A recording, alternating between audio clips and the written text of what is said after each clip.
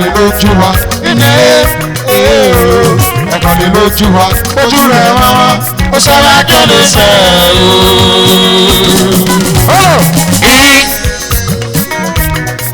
Ebo Sadeva sípé lọ́kọ̀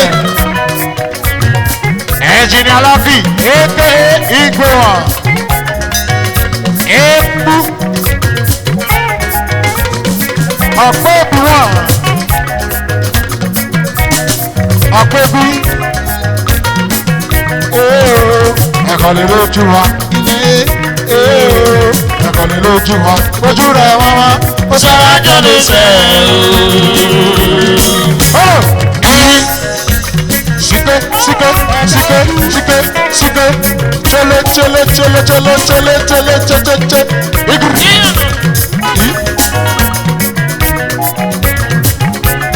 Abanaba Engineer Lucky Igwe lójì Igwe ẹ̀kọ́lẹ̀ lójú wa Ọ̀pẹ́bí o ẹ̀kọ́lẹ̀ lójú wa Igwe ẹ̀kọ́lẹ̀ lójú wa Ebojú rẹ̀ wá ó sọ̀rọ̀ ájọ́lẹ̀ sẹ̀ Ìjò sàréré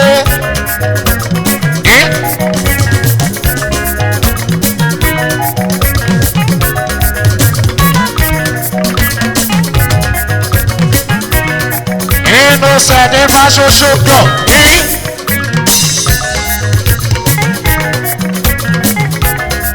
Àníṣe ní gbígbé náà o ọ̀yà náà yẹ o ọ̀sánlẹ̀ náà sọ̀nà ọ̀yà náà yẹ o ọ̀sánlẹ̀ náà sọ̀nà ẹ̀kọ́lẹ̀ lójú wa ẹ̀kọ́lẹ̀ lójú wa ebojú rẹ̀ wá ó sọ àjọlẹ̀ sẹ̀ ebojú rẹ̀ wá ó sọ àjọlẹ̀ sẹ̀ Inú sẹ̀dé bá ṣoṣo klọ̀bù Àdìsá Ọ̀pẹ́bì ẹ̀kọ́ ni lójú wa ẹ̀kọ́ ni lójú wa ojú rẹ̀ wá wá kò sẹ́ ájọ́lẹ̀ sẹ́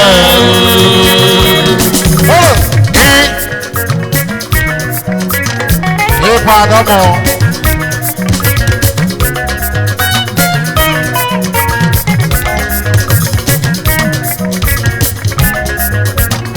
ọ̀nà ìṣàdẹ́fà social club ìròyè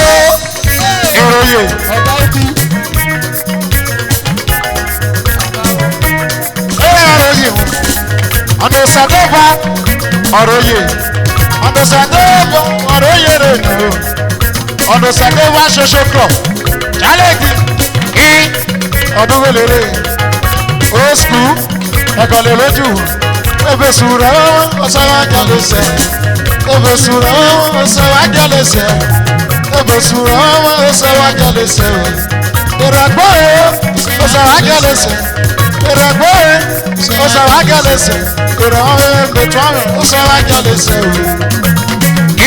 ọ̀sán jálẹ̀ sẹ́.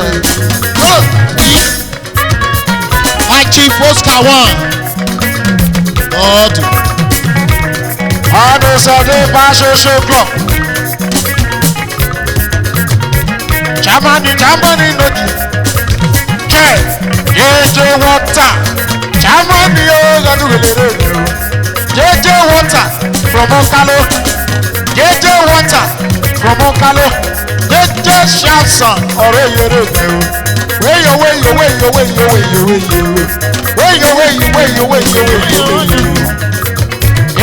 ọ̀nà sàdẹ́fà ṣoṣo pọ̀ ẹ̀kọ́ ni lójú wa nínú ayé ẹ̀kọ́ ni lójú wa ìbójú rẹ̀ wá wá ó sọ wá jẹ́lẹ̀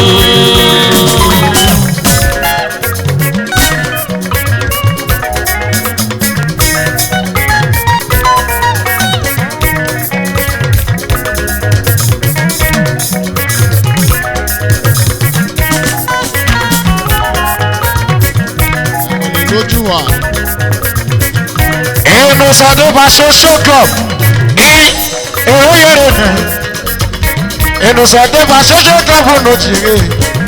Mọ́mí parakọ̀nà bìtì mọ́mí inú sàdébà social club edúwèlérè nà o. Èrò yẹ ọ̀nà sàdébà social club. Pastor Matthew, my spiritual father. David no amen.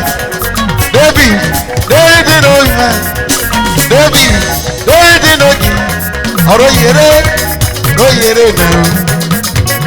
Mrs. JJ, mommy, the paragon of beauty, a woman with a heart of gold. Mrs. JJ, wonder.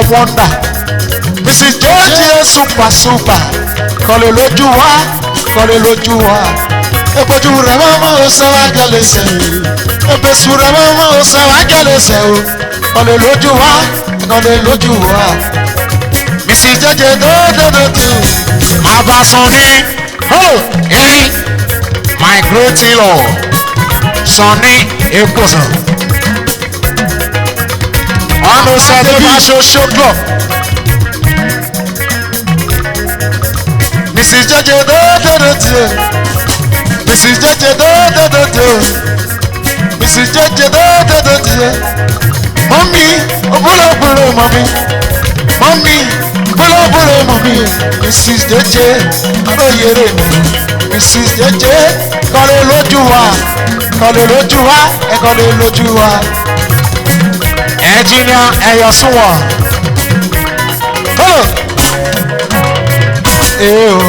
Ẹ̀kọ̀lé lójú wa. Nínú ayé. Ẹ̀kọ̀lé lójú wa. Ìgbójú rẹ̀ mama. Ṣé àjọlẹ̀ ṣe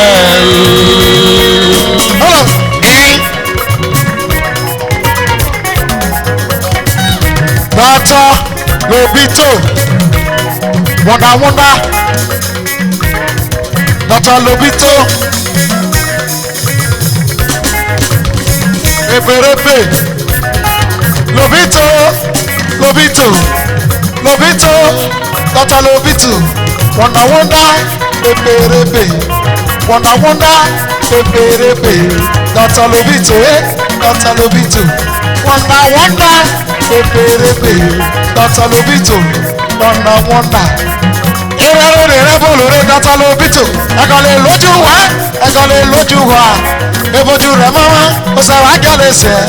Bojú rẹ̀ mọ́wọ́, ó sáwá jálẹ̀sẹ̀. Bojú rẹ̀ mọ́wọ́, ó sáwá jálẹ̀sẹ̀. Bojú rẹ̀ mọ́wọ́, ó sáwá jálẹ̀sẹ̀. Ọ̀lẹ̀ lójú wa bàbá. Which doctor? Ọ̀nà sẹ́dẹ̀ bá ṣoṣo club.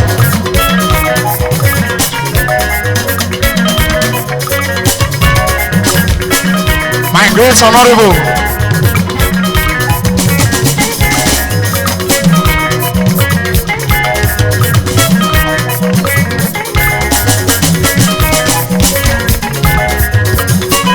Ọ̀nà sẹ́dẹ̀ bá ṣoṣo club. Obulo limited.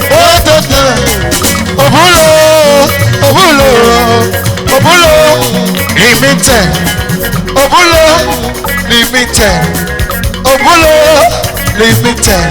Ẹ̀kọ̀lé lójú wa. Ebojú rẹ̀ mọ́mọ́, ó sáwá jálẹ̀sẹ̀. Ìrẹ̀pẹ́ ó sáwá jálẹ̀sẹ̀. Àdòsàdé bá ṣoṣo club. Sípẹ́.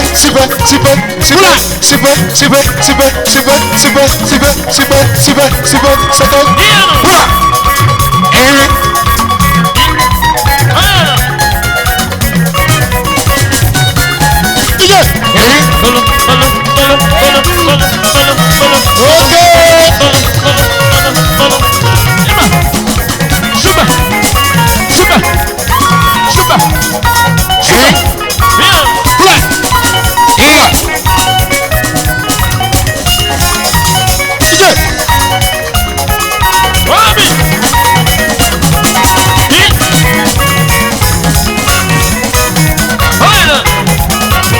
Mr.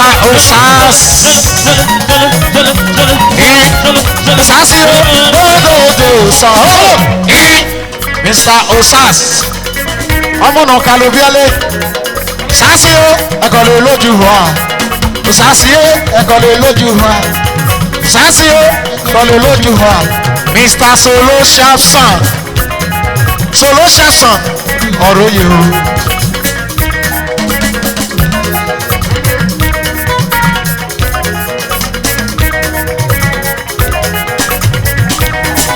ọ̀nà sẹ́dẹ́bà social club mẹ́sì náà kálọ́ ọ̀nà sẹ́dẹ́bà ọ̀nà sẹ́dẹ́bà social club èròyè òpópó international businessman ajẹ́ni haúsá wa dódòdó ẹ̀kọ́ ní lójú wa èpò rẹ̀ ẹ̀kọ́ ní lójú wa èpò wa ọ̀nà sẹ́dẹ́bà social club germany o jẹjẹ water germany jẹjẹ water ẹ̀rọ ẹ̀wẹ̀ kí ẹ̀rọ ẹ̀wẹ̀ kí o ẹ̀rọ ẹ̀wẹ̀ kí o ẹ̀rọ ẹ̀wẹ̀ kí jẹjẹ water ẹ̀kọ́ ní lójú wa kọ́lọ̀.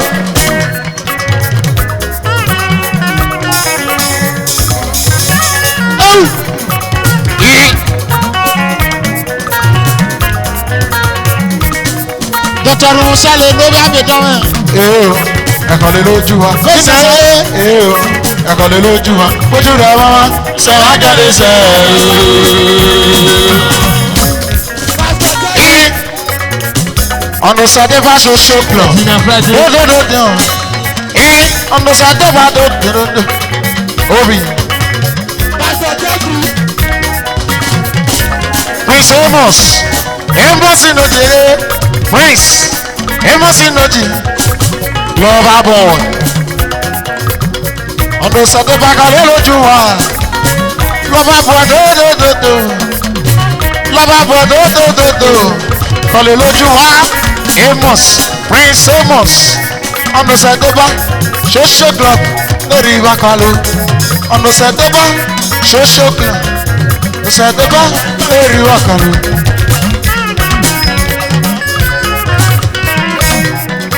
Mr. Friday. Destiny money. Oh, Destiny money. Super drummer. Kúrò ìyẹ̀rọ̀ ọmọ náà mọ̀ dódódódó. Prince Amos dódódódó. My sister. One love always. Mommy excellent. Mama David. Iron lady Mrs. Justina dódódódó. My senior sister. Ẹ̀kọ́ lè lójú wa. That's Mama Mama David. Peter. Mama twins. Iron lady dé. Mr. Sọmọlúpọ̀. Ẹ̀kọ́ lè lójú wa. Dódódódó. Wéyò wéyò wéyò wéyò wéyò wéyò. Oh, ọ̀nà sẹ́dẹ́bà ṣoṣo nìkan. Ọ̀nà sẹ́dẹ́bà ṣoṣo nìkan.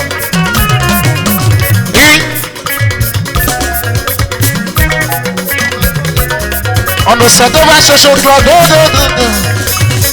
Patron to ọ̀nà sẹ́dẹ́bà ṣoṣo nìkan. Pẹ̀lú ìlérí náà. Yéèjì wọ́n tà sí dódódódó. Kọ̀lé lójú wa jẹ́jẹ́ méjì.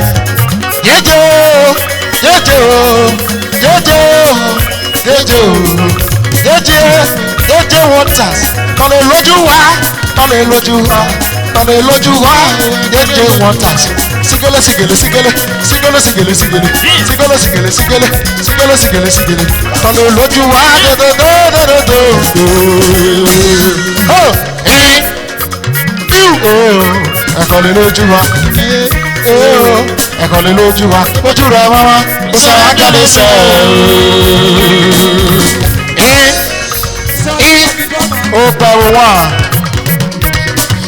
ó pẹ̀wò wá from Okalo community God bless you one ó pẹ̀wò international member of Ọ̀nà Sẹ́dẹ́bà social club Daddy God bless you sir. General Austin wọ́n ti róyèrè kọ́lé lójú wa bá ẹ̀kọ́lé lójú wa nẹ ó pẹ̀wọ́ ìbòjú rẹ̀ wọ́n sọ ájọ́lé sẹ́ àbí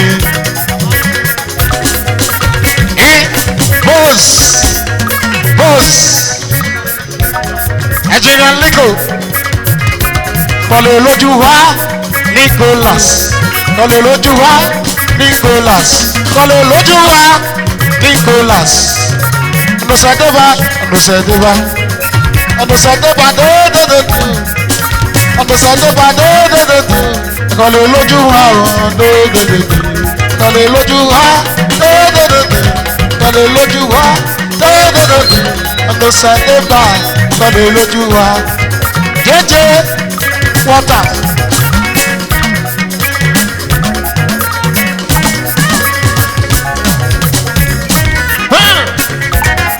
Ọ̀nàṣẹ́dẹ́gbà ọ̀yíkẹ́lẹ́tì. Ọ̀nàṣẹ́dẹ́gbà ọ̀yíkẹ́lẹ́tì. Ìtìgbàjì. Ìdè. Ọ̀ṣẹ́dẹ́gbà mi ọ̀ṣẹ́ ẹgbẹ́ náà mú ẹ̀. Chairman in Nigeria,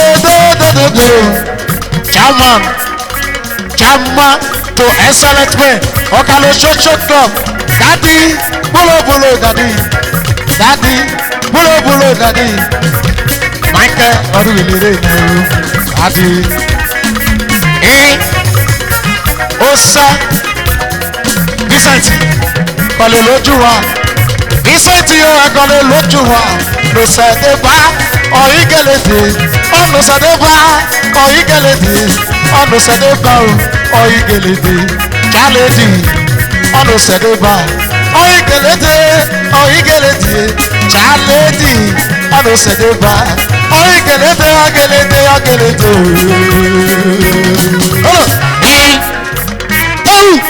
ọ̀nùsàdébà social club Fẹ́mi vice chairman. To honor Sedeba Social Club, Mr. Sunday Igodalo. Sunday Igodalo, honor Sedeba. Sunday Igodalo, honor Sedeba. Odugelere, kọ́lé lójú wa.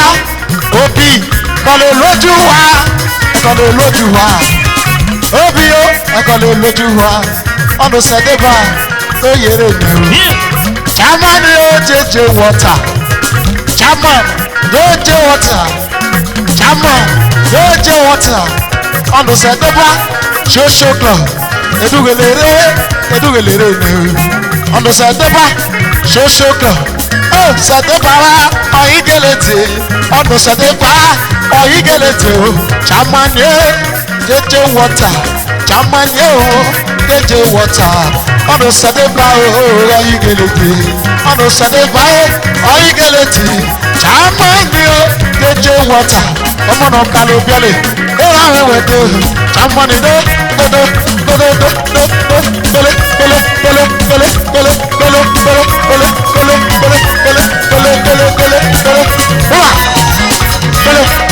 Local fashion designer.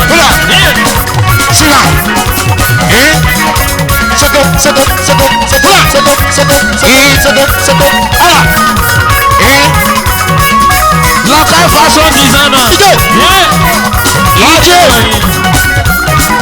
Engineer.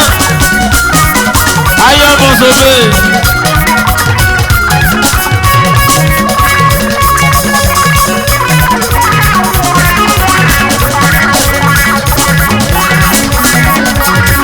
Evangelist, mommy, God bless you, mom. Senior sister to my friend Francis.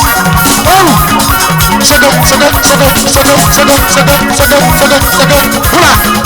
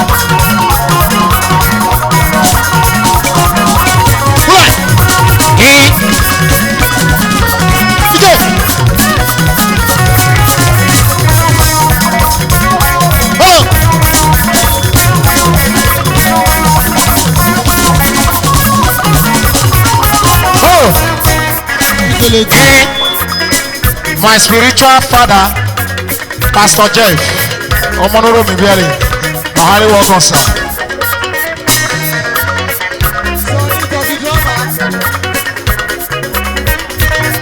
Barrister Ivan Gwesoke, Oti from Ogun, Oti, Kole Lojuwa, Oti, kọ́lé lójú wa ó ti kọ́lé lójú wa kọ́lé lójú wa ó ti tó dédédé.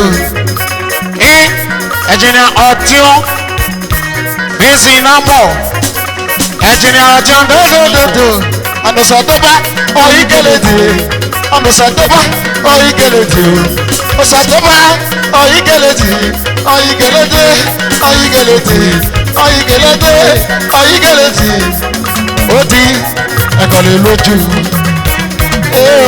ẹ̀kọ́lé lójú wa nínú ẹ̀kọ́lé lójú wa ojú rẹ̀ bá wọn sọ́wọ́ àjọlẹ̀ sẹ́ẹ̀. òkè o ọdẹ ọ̀yìnlẹ̀ ọ̀nà sẹ́dẹ̀bà